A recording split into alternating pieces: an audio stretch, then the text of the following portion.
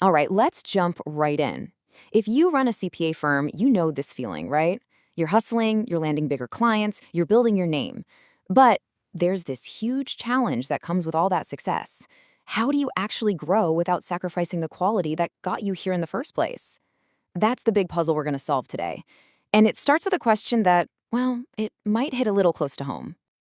I mean, really think about it. You finally land that dream client, the one you've been chasing for months. The office is buzzing, it's a huge win. But then, a few weeks go by. The pressure mounts, your team is buried, deadlines are screaming at you, and that little voice in your head starts asking, can we really deliver the A game they're paying for?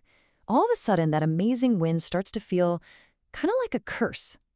And that right there is what I call the growth paradox. It feels totally backwards, doesn't it? The more work you get, the higher the chances of mistakes creeping in. We're talking forgotten reconciliations, missed filings, you know the drill. And look, it's not because your team got lazy. No way. It's because the system that worked perfectly for 10 clients just completely falls apart when you hit 50. And this slide, man, it just leaves it all out. Look at the two paths. You can scale without systems, and what do you get?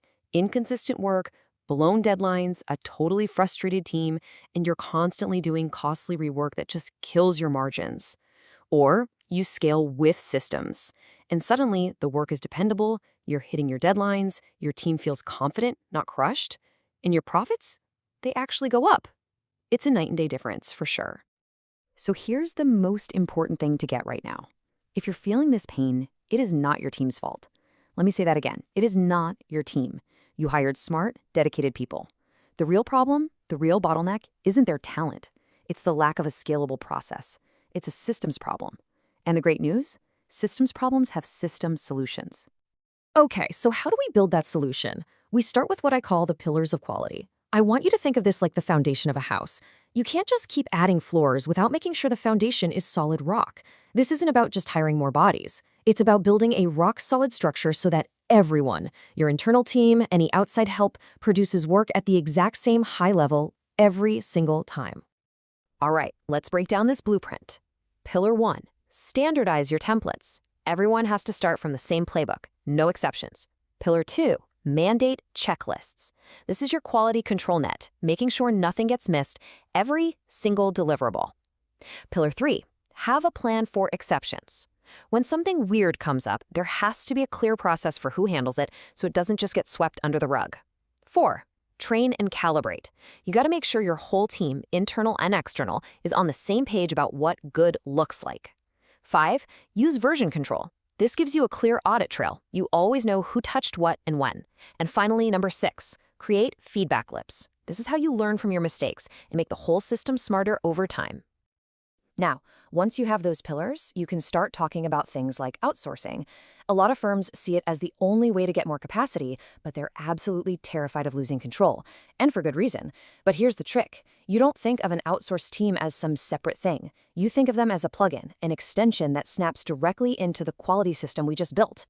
And yeah, this is the million-dollar question, isn't it? I mean, at the end of the day, your name is on that report. The client is trusting you. So how in the world do you bring in outside help for bookkeeping or tax prep without risking the reputation you've worked so hard to build? Well, it all comes down to following a few non-negotiable rules. Okay, here are the ground rules, and they are not optional.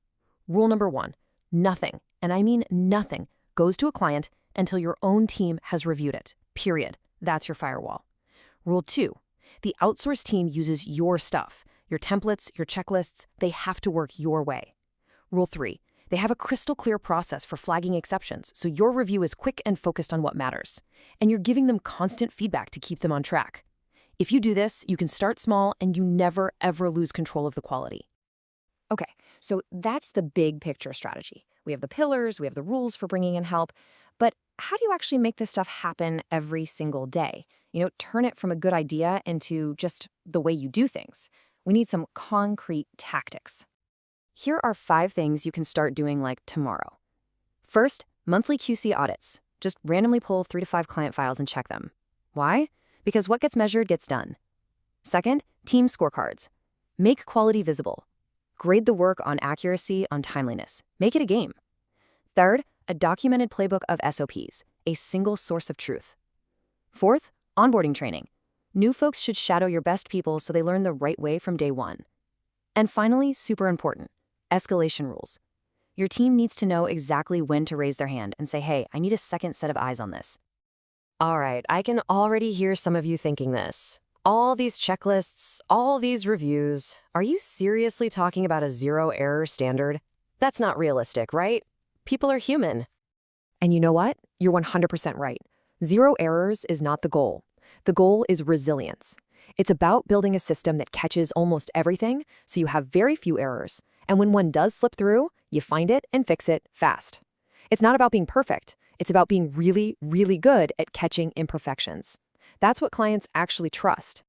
Okay, next big objection I always hear. This sounds great, but isn't it going to slow us down to a crawl? All these reviews, we've got deadlines to meet. And yeah, that's a totally fair question. But here's the counterintuitive part. A good system actually makes you faster. Think about it. When your process is dialed in, like 90% of the work just flows right through without any issues.